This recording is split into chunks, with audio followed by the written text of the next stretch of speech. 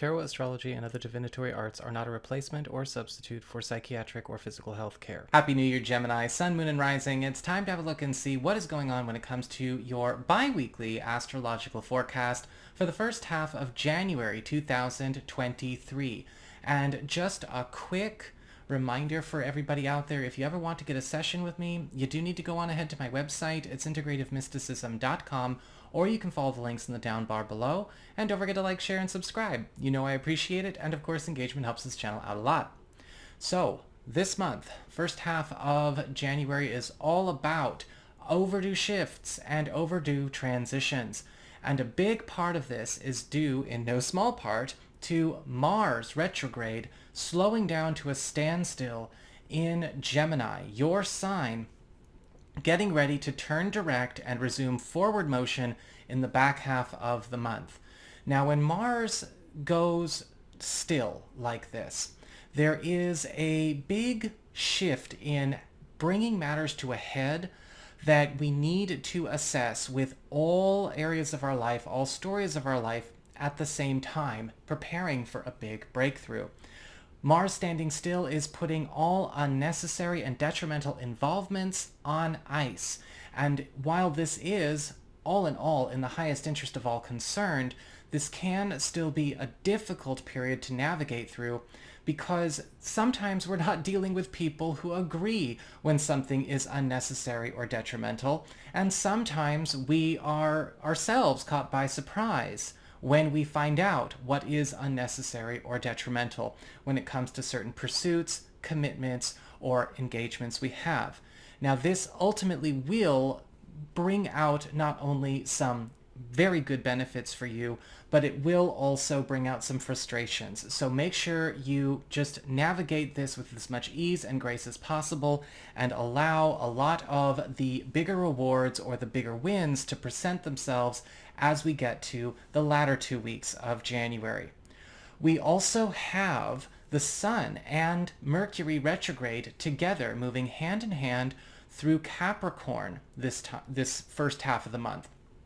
And this is your 8th house of shared resources, passive income, as well as intimacy, your self-employment earnings, as well as anything relating to revenue or profits you acquire through any kind of stream outside of your hourly or salary income. So this could be sales, commissions, tips, bonuses, incentive programs, investments, self-employment enterprises, business partnerships, you name it. And with the Sun here bringing that attention, enhancement, and support, you're going to be noticing that you are getting higher sums through these income streams. Money is starting to become a lot more prolific, and even things that started small or were maybe only flowing wealth to you in a bit of a trickle are starting to become gushing torrents. This is also a time where you're going to find that a lot of pursuits that have been maybe kept down or struggling to get their start are getting lifted up by the Sun's enhancement and support focus. We also have Mercury retrograde's focus on reversals, reviews, retrievals, and reevaluations, bringing back old opportunities and resources while renegotiating present norms and agreements that you may be working with. So this could also be the return of old money. Things that belong to you, things that are owed to you, are also coming back into your life. However, things that don't belong to you, that somehow you got stuck with, are also getting sent back to where they belong. So we're getting everything square. We also have Venus entering Aquarius at the very beginning of the month, and this is a predominant theme for pretty much almost all of January. And Aquarius is your 9th house of higher education, government legal proceedings, travel, as well as culture, your reach, your influence, and your spiritual path and practice.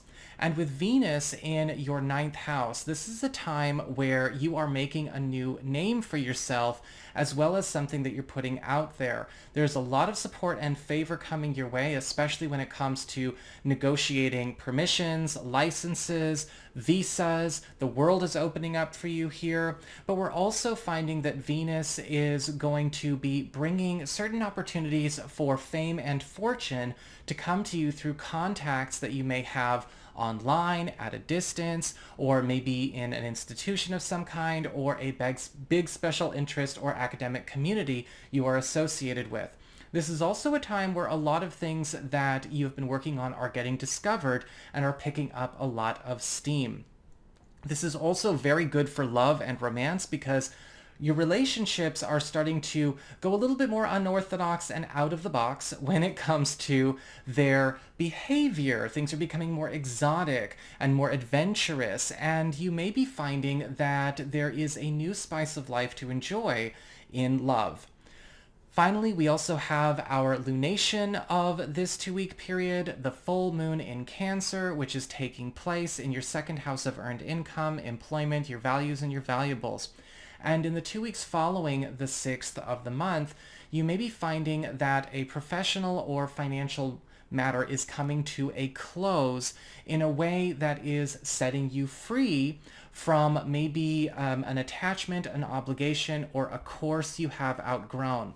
Now, this can be dropping a burden, or this could be a lot of you finding some kind of big score financially or professionally, which will enable you to quit or leave something that you have lost love for.